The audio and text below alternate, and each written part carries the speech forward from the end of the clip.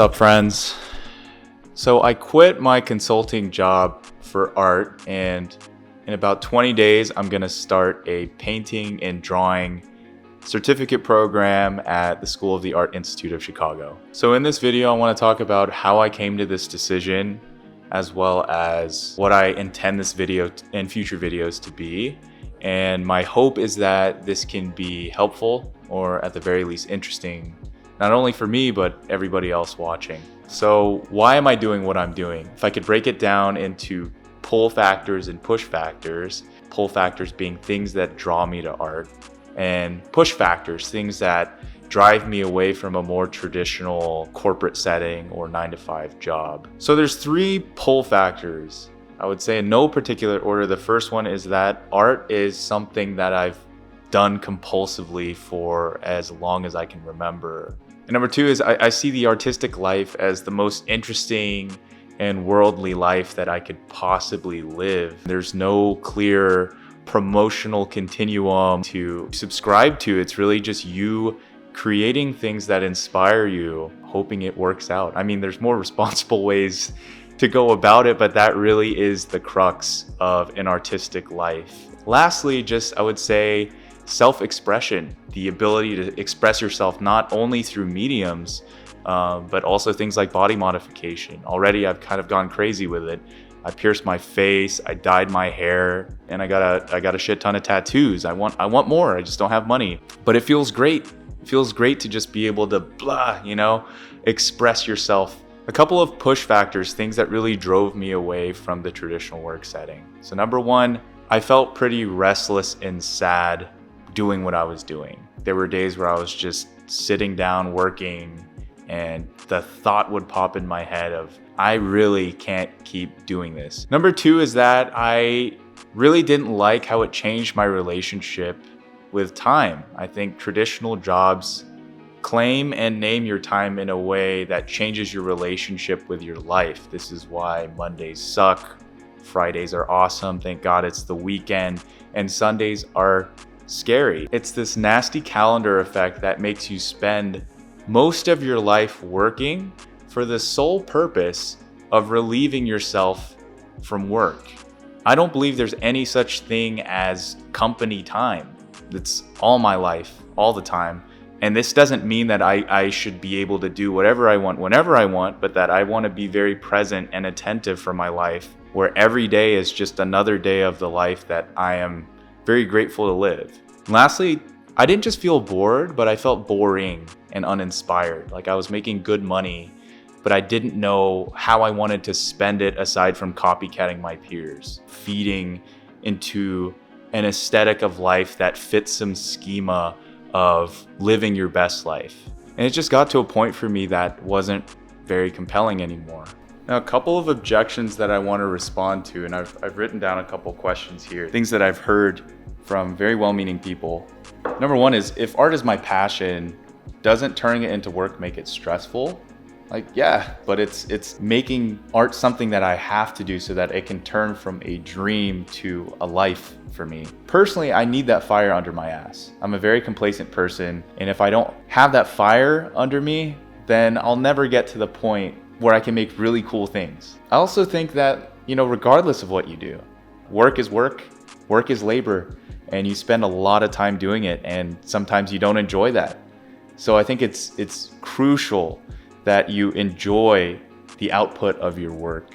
And if that output is money, that's great, because money is a very safe output. It doesn't really disappoint, but money also doesn't answer any questions of what you should do with your life. It's not a placeholder for the important questions. Number two is, what about money? Aren't artists poor? When I broke the news at the office that I was leaving to pursue art, one of my colleagues was like, "Are you excited to be a broke artist?" And I was like, who the fuck says that? But, it really made me think of what money means to other people.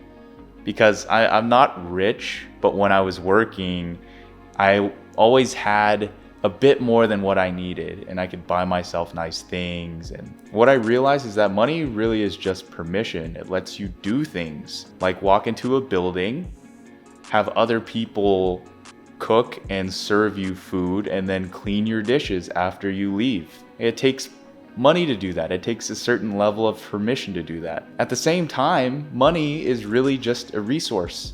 It doesn't make you better than anybody. You have it or you don't. And if you don't have it, you can go out and acquire it. It's not an organizing principle, and it doesn't guarantee the most meaningful things in life, like connection and wonder and joy. And I think these things, they're not transacted in the same way commodities are. These are things that come from being an actualized person who doesn't measure themselves by their wealth. Another question I've heard, which is along the same lines of practicality, which is, why not make money and do art later in life? And the answer is because I'd be missing out on so much of my life. I remember a conversation that I had with a more senior colleague after I left was telling him, hey man, like I'm planning to make art, and then I'm also to kind of just have some cash flow. I might be a bartender or a bar back or a bouncer. And he thought that was so cool.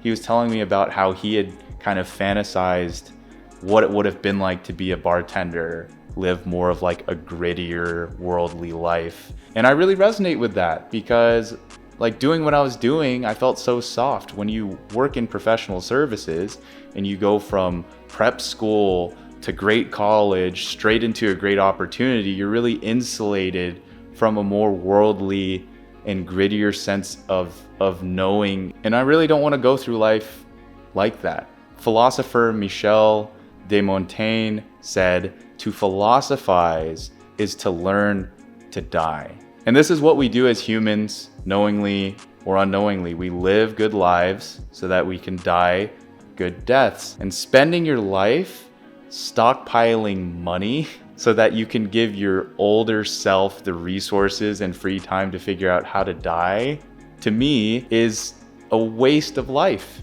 I want to spend my time and attention getting better at things and doing things that are very meaningful to me. Another question is along the same practical lines, which is, what about supporting children and buying a house? Which is essentially like, you might risk not being able to provide your future self with the options to have kids and get a house. Personally, I'm not worried about this. I believe that there's an order of operations in life. I'm primarily worried about learning how to master myself and enjoy my life.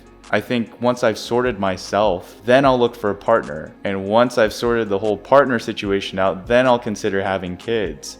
And if I've got to scramble or I got to hustle to provide for them, then I will. You know, I'm not just gonna let my kids starve. And yeah, I think my kids might have to live a more financially modest life, but I hope that the other intangible things that I can give to them will more than make up for that and give them a really rich human experience. So to end this video, what I want to talk about is what I intend this video to be and future videos to be. And that's really just documenting my transition into art and how and why things change for me over time. Because while I am pretty confident right now and I feel very inspired because there's a lot of changes happening, as Mike Tyson said, everybody has a plan until they get punched in the face. I have yet to be rocked. And I think once that happens, I'm gonna learn a whole new set of lessons that's gonna change my philosophy and change the way that I view what I'm doing. So there's 4 things that I wanna look at and how they change over time. Number 1 is, what's going on in my life? How do I feel about it? Number 2 is, what are my philosophies and opinions? How do they change over time? Third is, what am I making? What sort of art have I created? How am I improving? And then 4th would be what my trajectory is looking like. So in terms of what's going on right now, new apartment, new school, new job that I'm looking for, hit me up with opportunities if you're in Chicago. Change can falsely feel like progress. And so I'm trying to keep that in mind right now, but I'm just feeling such a cocktail of emotions. I'm scared, I'm excited. There's so much going on, but I'm super happy because I have a renewed zest for life and my mind feels super, super free. I have so much more space to create things like this video, like all the other creative projects that I have going on simultaneously.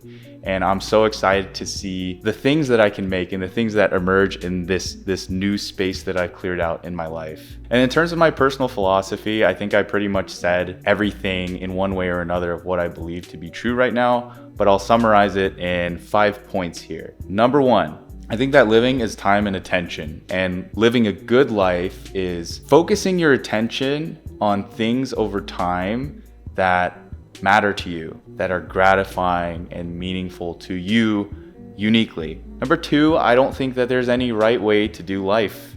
I think you just kind of pick values and principles you want to organize your life around, and you live accordingly.